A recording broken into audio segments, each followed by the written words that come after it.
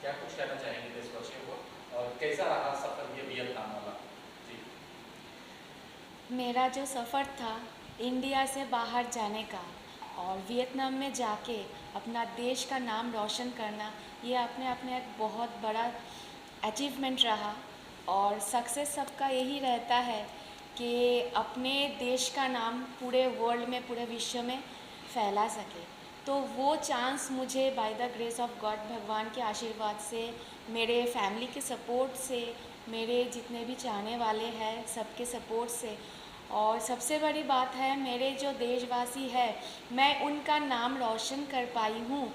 मैं इंडिया का नाम वियतनाम के शहर होचिमिन में जाके वहाँ पे इतना बड़ा जो इवेंट हुआ है, it is the event of Mrs world universe 2024, Mrs world universe 2024, जहाँ का मुझे grand winner, I became the grand winner Mrs world 2024 in Vietnam Ho Chi Minh city.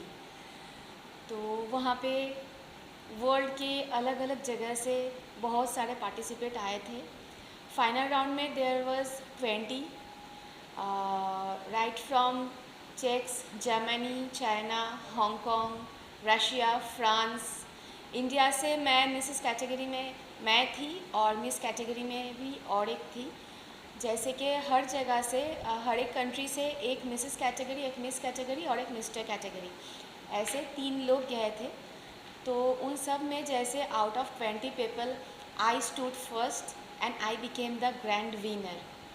सफ़र तो बहुत लंबा रहा और कठिन भी रहा। ये एक दिन का सफ़र नहीं था, टोटल 5 डेज़ का सफ़र था। और 4 से लेकर 8 तक, 8 तारीख हमारा ग्रैंड फिनाले हुआ है। शुरू में हमें वेलकम किया गया। वियतनाम बहुत ब्यूटीफुल सिटी है, हमें ग्रैंड वेलकम किया गया वहाँ पे। वहाँ का लोग भी अच्छे हैं, जैसे हमारे देश के लोग बहुत वेलकमिंग हैं हम सबको। जैसे हम सबको ऐसे, जो भी हमारे गेस्ट हैं, यही हमारे कल्चर है कि जो भी हमारे गेस्ट हैं हम उनको ऐसे एज अ गॉड ट्रीट करते हैं। कि वैसे भी हमें वैसा ही ट्रीटमेंट वहाँ पे वियतनाम में भी मिला है। बहुत अच्छे वहाँ का लोग हैं, उन लोगों का स्माइल मुझे बहुत अच्छा लगा। और जैसे इंडिया बहुत पहले ज़माने में, at the time of British rule, जब थर्ड वर्ल्ड थी, पर अब India 6th largest in economy है। तो इंडिया का जो रुतबा है और जो वेलकम मुझे वहाँ पे मिला, आई एम रियली प्राउड। सब लोगों ने इतना अच्छे से ट्रीटमेंट दिया है वहाँ पे, मुझे बहुत प्राउड फील हुआ। और जब भी मैं वहाँ पे गई हूँ, मेरा नाम वहाँ पे हुआ था मिसेस इंडिया। तो लोग जब इंडिया इंडिया इंडिया बोल के मुझे वेलकम कर रहे थे, वो मेरे लिए सबसे बड़ी प्राउड मोमेंट थी। और जैसे कि हम इंडियंस इंटेलिजेंट होते हैं, तो मुझे ब्यूटी विद ब्रेन का सैज भी मिला, अलग से टैग भी मिला। और जो इंटरव्यू राउंड होता है उसमें भी मैं फर्स्ट आई हूँ, तो मुझे बेस्ट इंटरव्यू इंटरनेशनल 2024 का टैग भी मिला है। Apart from that, talent round में मैं आउट ऑफ 7 थर्ड आई थी। तो ऐसे करके शुरू से हमारा जो भी राउंड रहा, टैलेंट राउंड थे, स्विमवेयर राउंड थे, वहाँ पे कोई पाबंदी नहीं था कि स्विमवेयर में वो लोग जैसे बोलेंगे वैसा ही कुछ पहनना है। हम अपने कंफर्ट के हिसाब से अपने कल्चर को बना के रख के वो वाला राउंड कंप्लीट किए हैं। फिर गाउन राउंड था, वेस्टर्न गाउन राउंड था, ट्रेडिशनल राउंड था, जहाँ पे हमें अपना ट्रेडिशन जो है, जो भी हमारा नेशनल कॉस्ट्यूम है, वो हमें पहनना था। तो ऐसे 5-6 राउंड्स रहे, एक एक दिन एक एक राउंड हुआ है, और फाइनल डे में सारे राउंड्स एक साथ हुआ है ऑन स्टेज। ओके। सो जब आप जा रहे थे या जब आपका सिलेक्शन हुआ तो कहीं ना कहीं मन में घबराहट थी कि पता नहीं क्या होगा वहाँ पे जाके, कितना चैलेंजेस आए, कैसा चैलेंजेस क्या रहा, और कितनी क्या कुछ शेयर करना चाहेंगे वो जो पल था? चैलेंजेस बहुत बड़ा था, पर मैंने ग्रूमिंग ली थी, क्योंकि वहाँ पे सबको ऑनलाइन ग्रूमिंग भी दिया गया, ताकि सब जितने भी पार्टिसिपेंट हैं सब एक तैयारी के साथ जाए। जैसे हम जब कोई भी एग्ज़ामिनेशन में बैठते हैं, हमारा तैयारी रहता है, हम प्रिपरेशन लेके ही जाते हैं। तो वहाँ पे भी हमें ऑनलाइन प्रिपरेशन दिया गया था, तैयारी किया, हमने अपने तरफ से तैयारी किए थे। क्वेश्चन आंसर राउंड के लिए बहुत पढ़ाई करना पड़ा, मुझे लग रहा था जैसे कि मैं यूपीएससी एग्ज़ाम दे रही हूँ, बिकॉज़ कहीं से भी कुछ भी क्वेश्चन पूछ सकते हैं। तो क्वेश्चन का तो कोई लिमिटेशन या बाउंड्रीज नहीं होता है। और फिर fitness is very important. Fitness पे ध्यान रखना बहुत ज़रूरी है, because when a person is in fashion field और इन पीजेंट शो, वहाँ पे खुद को रिप्रेजेंट करना पड़ता है। तो जब खुद परफेक्ट रहेंगे तभी दूसरे इंस्पिरेशन, उन इंसान से इंस्पिरेशन लेंगे। तो fitness is very important. Fitness doesn't mean कि आपको बहुत खूबसूरत होना है, आपको एकदम फेयर होना है, आपको बहुत ज़्यादा पतली होनी है, because body shaming is a crime. और ऐसा पीजन शो में बॉडी शेमिंग या आपको एकदम परफेक्ट होना है ऐसा नहीं रहता है, क्योंकि हम हाल ही में ही देखे हैं मिसेज़ यूनिवर्स, मिसेज़ वर्ल्ड जो भी है अभी वेलकम कर रहा है डार्क स्किन। वेनेजुएला से भी मिसेज़ यूनिवर्स कई बार बने हैं, प्लस साइज़ भी इस बार आए थे। तो ऐसा नहीं है। मैं बस सबको यही बोलना चाहूँगी, जैसे जो स्पेशली जो औरत है वो लोग यही सोचते हैं कि क्योंकि हमारे मतलब एक कल्चर में वही रहता है कि जो खूबसूरत है वही वेलकम, उसको ही वेलकम मिलता है। ऐसा नहीं है, खूबसूरती अपने अंदर से होता है। बाहर की खूबसूरती it's important, not as important कि आप किसी से मिल भी ना सको, आप अपने अपने डिप्रेशन में जाओ, because what's you got inside, भगवान ने जो आपको दिया है, अगर आप अंदर से खूबसूरत हो तो वो आपके चेहरे में ऑटोमेटिकली दिखेगा। क्योंकि हम जो काम करते हैं और जो नाम छोड़ के जाते हैं वही याद रहता है, बाकी खूबसूरती तो कुछ दिनों का ही है एंड इट फेड्स ऑफ। अच्छा, ये भी आपसे जानना चाहेंगे, जब आपका नाम अनाउंस हुआ तो क्या था उस वक्त है, तो वो जो कुछ पल याद है और इट शेयर इट करना वाज अ ग्रेट मोमेंट। घबराहट तो ऑब्वियसली था, क्योंकि इतने सारे कॉन्टेस्टेंट थे, सब अपने आप में एकदम परफेक्ट थे। सब, मैंने भी जितना मेहनत की, सब ने अपने अपने भी उस हिसाब से मेहनत किए। तो टेंशन तो था ही, पर खुशी भी था कि उससे पहले जैसे मुझे क्वेश्चन आंसर राउंड में मैं विनर बनी, तो उस चीज़ का खुशी तब मन में थोड़ा हो रहा था कि हाँ, मुझे इंटेलिजेंस का विनिंग टैग मिला है। पर हम जब भी कोई कंपटीशन में कोई भी जाते हैं, खुद को विनर देखने के लिए इसी चाहत में ही जाते हैं। तो जैसे I am very much inspired by the book Secret by Rhonda Byrne, जो हमें ये सिखाता है कि if you wish something from the core of your heart, then the whole universe comes to make it fulfil. और ये dialogue हमारे शाहरुख खान जी ने भी बहुत अच्छे तरीके से हम सबको समझा के गए हैं कि जब आप पूरे शिद्दत से कुछ चाहते हो तो पूरे कायनात एक हो जाते हैं आपको उस चीज़ों से मिलाने के लिए। तो मैं वही मतलब एकदम ठान ली थी कि हाँ, मुझे जीतना तो है ही, पर हाँ, एक डाउट और एक लक सा भी रहता है, डर भी रहता है, अगर हो ना हो जो negative, because we are human being, कितना भी हम पॉजिटिव सोच लें तो बैक ऑफ द माइंड कुछ तो चलता ही है। तो सब कुछ मिला के और बस वही था कि हाँ, 1.4 बिलियन पीपल को मुझे प्राउड फील कराना है, तो मुझे जीतना तो है ही। और फिर जब मेरा नाम अनाउंस हुआ, it was like dream come true.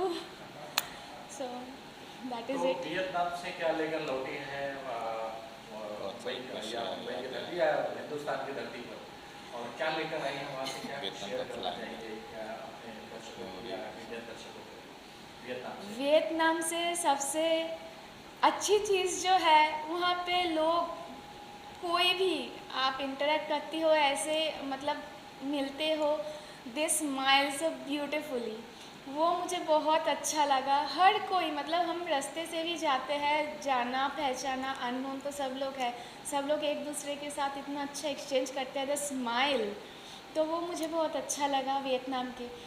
बाकी सब अपने अपने देश में, हम सब ह्यूमन बीइंग हैं आफ्टर ऑल, तो सभी अच्छे हैं। वो लोग भी अपने तरीके से अच्छे हैं, हम लोग भी हमारे तरीके से अच्छे हैं। और ऐसे तो कोई मतलब अननेसेसरी तो कोई किसी का दुश्मन है नहीं, तो एवरीथिंग इज़ वेरी वेलकमिंग उन लोगों, और बहुत हेल्पफुल है।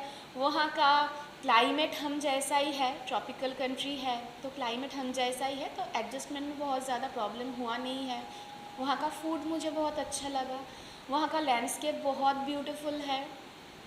तो बहुत सारे खुशियाँ, बहुत सारे यादें, बहुत सारे फ्रेंड्स बना के आए हैं। अगले बार जब वियतनाम जाएंगे तो इतना तो दिमाग में रहेगा कि हाँ वहाँ पे मेरा कुछ दोस्त है, और वो लोग भी इतना उन लोगों के दिमाग में है कि हाँ इंडिया में भी अगर हम जाएंगे तो ऐसे ही वी वोंट गेट बिविल्डर्ड, कोई तो है हमारा दोस्त वहाँ पे, एक कॉल पे हम भी हाजिर हो जाएंगे। तो this is how we exchange हमारे जो एक दूसरे के साथ जो अच्छा संबंध होता है, जो हमारा कल्चर है, जो हमारा ट्रेडिशन है, ऐसे ही हम एक्सचेंज करेंगे। And that is what I want. Okay sir, कुछ कहना चाहेंगे? ये वियतनाम से लौटी हैं, टाइटल मिसेस वर्ल्ड यूनिवर्स जीत के लौटी है, क्या कुछ कहना चाहेंगे? कितना प्राउड फील करते हैं? नमस्कार, मैं देवज्योति बैनर्जी, मैं प्रोफेसर हूँ और मैं इतना कह सकता हूँ कि ये इंस्पिरेशन है एक तरीके से देखा जाए। हम एक दूसरे को बहुत बचपन से जानते थे और आज के डेट में हम लोग लगभग 14-15 साल हम लोगों का शादी हो रखे हैं और हम एक दूसरे को लगभग 24-25 साल से जानते हैं।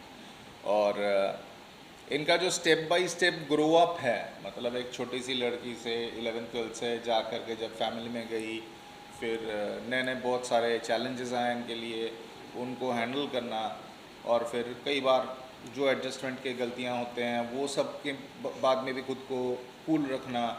और फिर जब ये मौका आई कि भाई अपने आप को कहीं पर तो एक्सप्रेस किया जा सकता है, कोई प्लेटफॉर्म मिल रहा है जब, तो मैंने देखा इनको, मतलब एक हाथ में बच्चे को लेकर के इधर दूसरे हाथ से खाना पकाना, मतलब कि बच्चे का रोना धोना संभाल करके भी अपना ग्रूमिंग करते हुए देखना है इनको। तो ये सारी चीज़ें मैं एक तरीके से अपने अंदर से कह सकता हूँ कि अगर कोई झिलमिल को थोड़ा सा फॉलो करें, इंडिया के जितने सारे नारी शक्ति हैं जिनके अंदर में एक ठो ख्वाब है कि हमारा भी कोई परिचय हो, हम भी अपना परचम लहराएं, इंडिया के नाम को, भारतवर्ष के नाम को दुनिया के सामने और भी आगे ले जा सके, आप ज़रूर कर सकते हैं, आप ज़रूर कर सकते हैं। हम खुद एक मिडिल क्लास फैमिली से बिलोंग करते हैं जी। अब रही बात, एक मिडिल क्लास फैमिली में बहुत सारे चैलेंजेस रहते हैं, उसके अलावा भी किसी एक लड़की जो गृहवधू हैं, घर की बहू हैं, जिनको सारा कल्चरल, सारा फैमिली का, सारा बच्चों का, उनके पढ़ाई लिखाई का, सारा चीज़ों को संभालने के बावजूद भी वो अगर अपने मन के वो जो भरोसा है, हौसला है, दम है, वो रख सकते हैं, तो ये आप लोग भी कर सकते हो। और हम लोग सब मिल कर के, मैं देवज्योति बैनर्जी, झिलमिल बैनर्जी, यहाँ पर जितने भी सारे मीडिया पर्सन्स हैं, शायद ये मेरा इतने बात को आगे बढ़ाएंगे कि अगर हम सब सारे भेदभाव को भूल करके इकट्ठा मिलकर के आगे बढ़ें तो भारतवर्ष देश का सर्वश्रेष्ठ देश माना जाएगा, और इसमें कोई संदेह नहीं है। और एक चीज़ याद रखिएगा, मतलब कर्मा टेल्स यू, कर्म जो आप अच्छा करेंगे ना उसका अच्छा फल मिलेगा। हो सकता है कहीं ना कहीं पर कुछ ना कुछ डिफ़िकल्टीज़ हों ज़िंदगी में, पर आपको उसका सही एफर्ट अगर है आपके अंदर में, वो शिद्दत है, अगर आपके अंदर वो ऑनेस्टी है, आपके अंदर वो कंसिस्टेंसी है, तो आपका गुड रिज़ल्ट आएगा ही आएगा। ये हम दोनों एक आपस के साथ में कह सकते हैं कि मैं जानता हूँ और ये भी जानते हैं कि मैं भी किस लेवल से, स्ट्रगलिंग लेवल से आकर के आज एक इंटरनेशनली एक्लेम्ड प्रोफेसर हूँ। Any how, I am not bragging my self, मुझे माफ़ करिएगा अगर थोड़ा सा भी ब्रैगिंग रहा मेरे एंड से, ये भी जानना बट चाहेंगे कि इसके अलावा भी कुछ सोशल वर्क पे इन्होंने बहुत हाँ, फोकस किया हुआ है, तो हाँ। अगर वो कहा जाए, मैं थोड़ा सा इस चीज़ को डिस्कस करता हूँ, तो हम लोगों के 3 मेजर इफ़ेक्ट्स हैं और इसके साथ में हम लोग और लोगों को जोड़ना चाहते हैं। मेरा प्राइमरी एफर्ट था कि इंडिया में इतने सारे टैलेंट्स हैं जो पर्टिकुलर एक एज ग्रुप में अपने हाइप में जाते हैं, छोटे बच्चे को और एकदम बुज़ुर्ग को, मतलब बहुत लोग इतना भाव नहीं देते हैं। मतलब छोटे बच्चे से उम्मीद तो रखते हैं और बड़े बुज़ुर्गों से वो उम्मीद खो रखा रहता है कि माने कि इनका ख़त्म हो गया, इनका अभी तक भी शुरू नहीं हुआ। पर ये लोग भी बहुत कुछ कर सकते हैं।